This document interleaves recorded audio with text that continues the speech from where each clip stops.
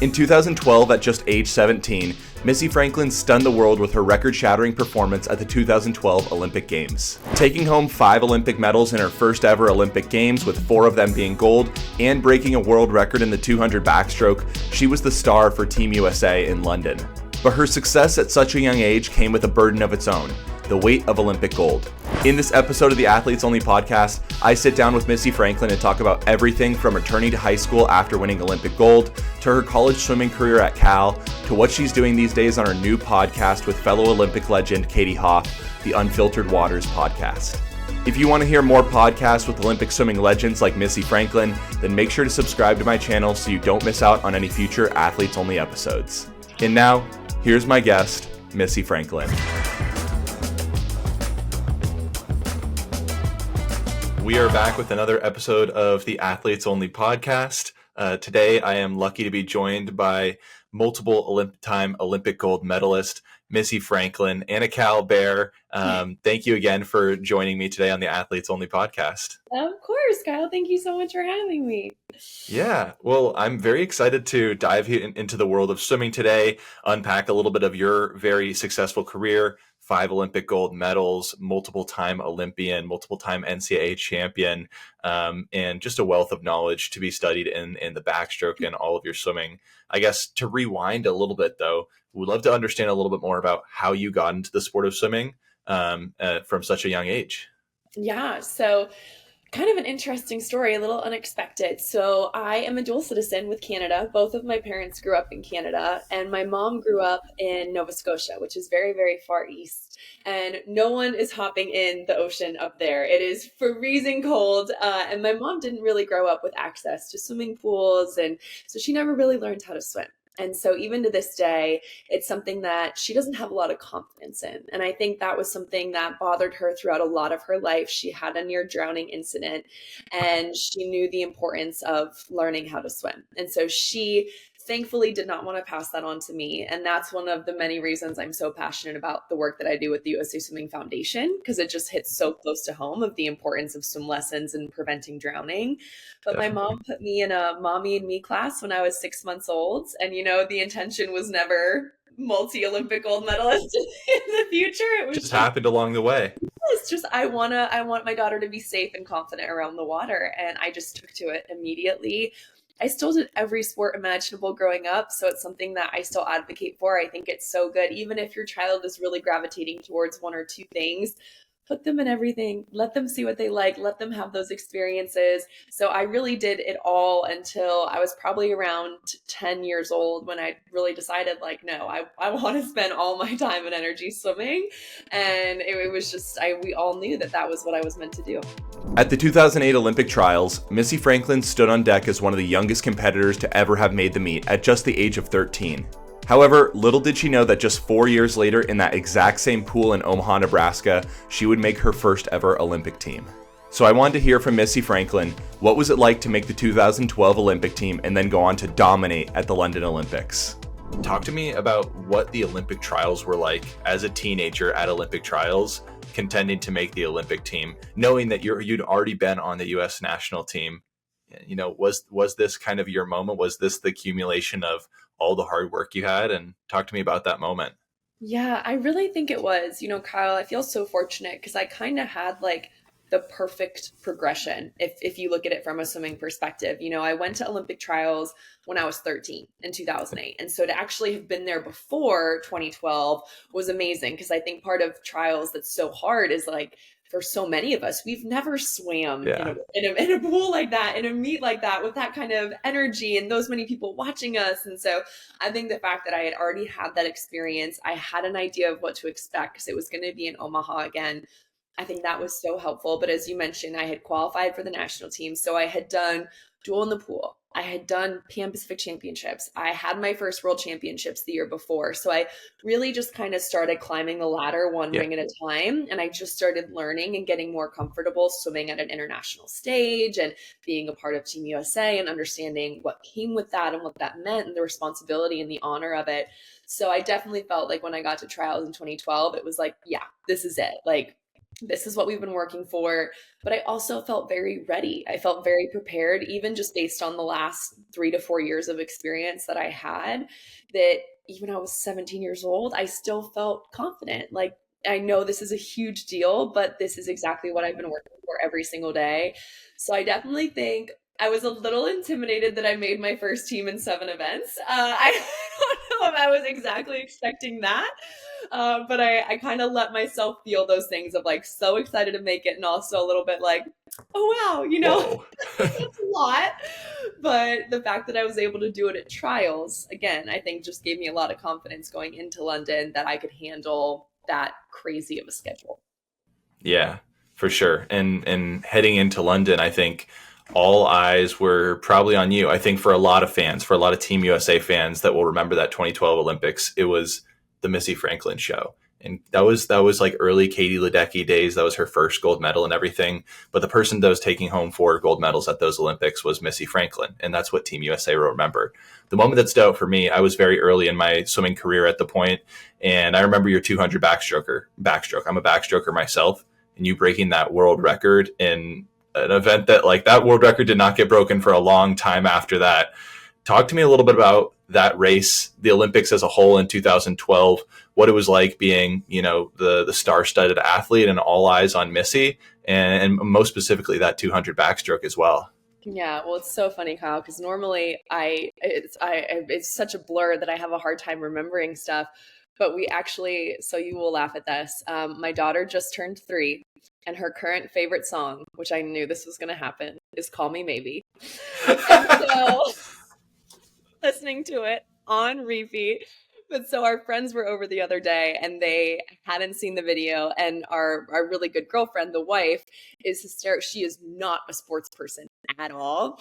And so Hayes was like, let's watch one of Missy's race. And I'm mortified, right? I'm like, no, like what are we? But of course they wanted to. So we watched the full Call Me Maybe video, and then we watched my full 200 backstroke, which I can't remember the last time I did that, but it was just a few days ago. And you mentioned the world record, and I think part of what was so special about that race is Christy Coventry was in the heat. So the current world record holder was actually in the heat with me when I broke it. And then just fast forward, gosh, it was last year, 2 years ago now, everything is a blur. When we got inducted into the International Swimming Hall of Fame, Christy Coventry and I got inducted in the same class. So That's it's cool. just like it's just beautiful how things work out. And she was always so kind. And I remember she gave me the biggest hug after that race, and just to get to do that with her was amazing. And then to have Beisel right next to me, like that was just icing on the cake when you get 2 Americans on the podium, and especially when it's Beisel. Like, it was just so sweet to share that with her. But I think going into it, like that whole meet, I felt things lining up. Like, I felt the stars aligning. I felt so good about how I did at trials that I knew if I just went out there and had fun and did my best, that really great things were going to happen. And I think every swimmer understands both sides of that.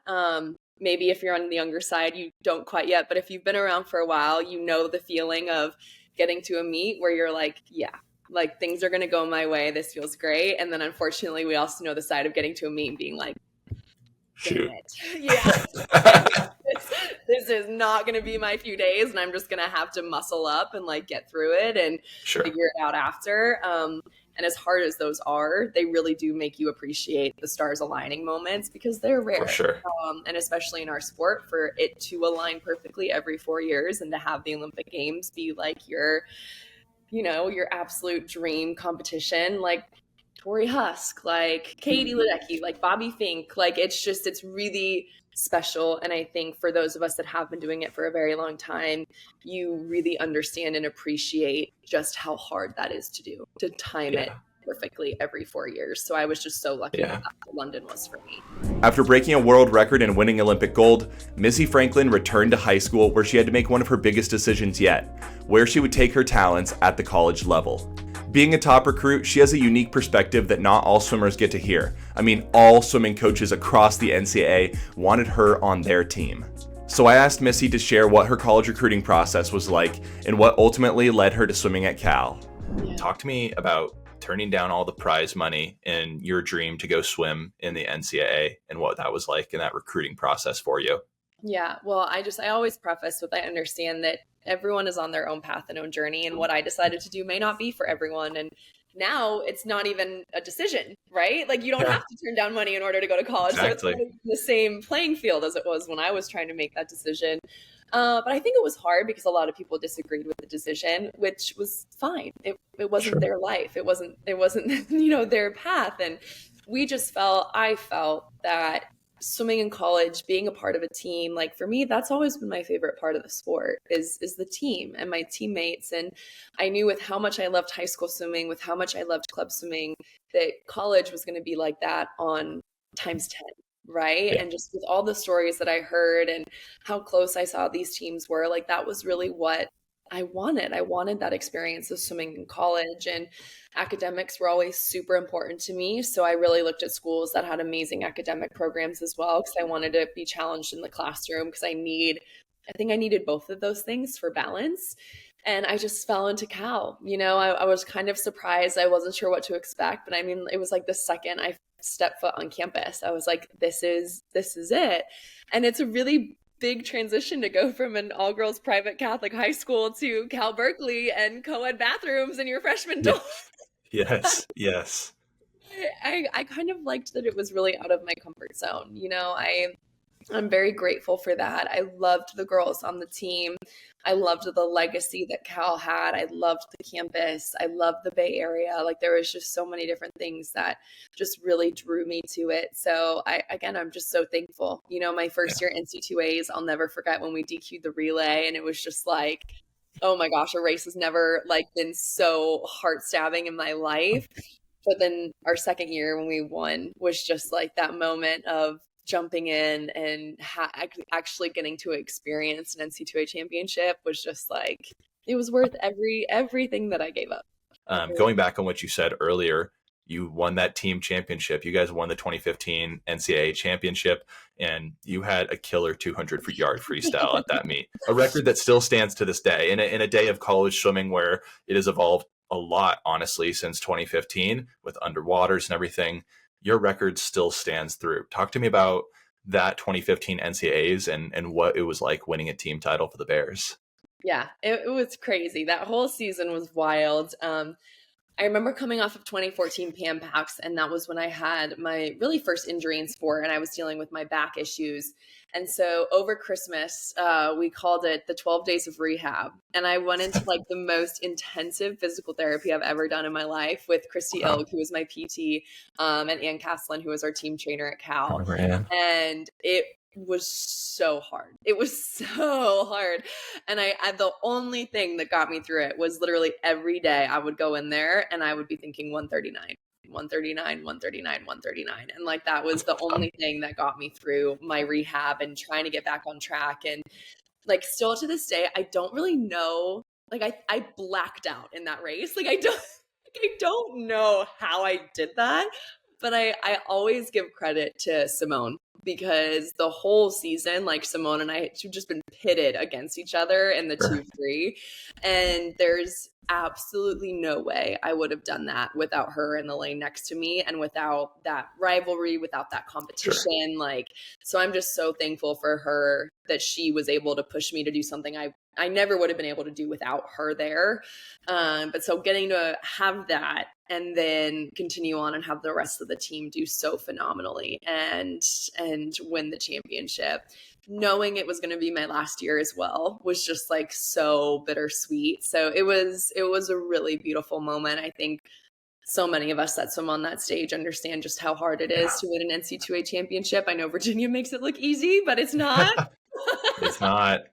Especially when when you're not the incumbent too. Yeah. It is not easy to win. Not easy. It's really, really hard. And so I just, I really appreciate, that experience. And I didn't go in there, thinking I'm giving all this up so I can win an NC2A championship. It was just, I want the experience of NC2A swimming. But the fact that we did that along the way was just magic. Taking a quick break from the podcast to tell you about the sponsor of today's video, Swimming World Magazine. Swimming World is the #1 trusted magazine in swimming media, with everything from live results to race breakdowns and in-depth analysis. They've been in business for years, and you guys can go back and read articles dating back all the way to 1960 when they first started. They have tons of swimming media. In fact, Swimming World magazine even had an article about Missy Franklin's first ever gold medal, so you can go read all about her 100 backstroke in London down below in the description. So use the link below to start your Swimming World magazine membership and take your swimming IQ to the next level this year. A huge shout out to Swimming World magazine for sponsoring this video and supporting the podcast. Again, the link is down below in the description if you want to get 10% off your membership.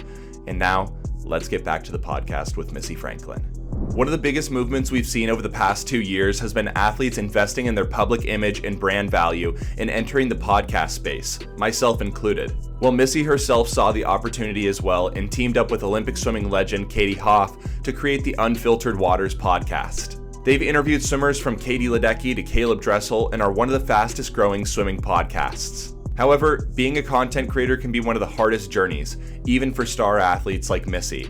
So I wanted to ask Missy how things are going with podcasting and what's up next in her media career. Starting the YouTube channel, starting your Instagram account, what has that been like, and what are some of the learnings you've had along the way been for you guys? Yeah, well, thank you for saying that, Kyle. That's really sweet. Really, it means the world. And it's very similar to like having this conversation. I think when you are able to talk about your career and your life with someone that understands it, like it kind of hits different, right? Sure. So like we felt like there was just space in this area for us to sit down and have really deep, meaningful, authentic conversations with these athletes where they could feel safe to open up because they knew that we understood not just the highs, but also the lowest of lows. And as much as they were willing to share with us, like we just wanted to create that space for them to be open and talk about their journeys. And we knew the impact that would have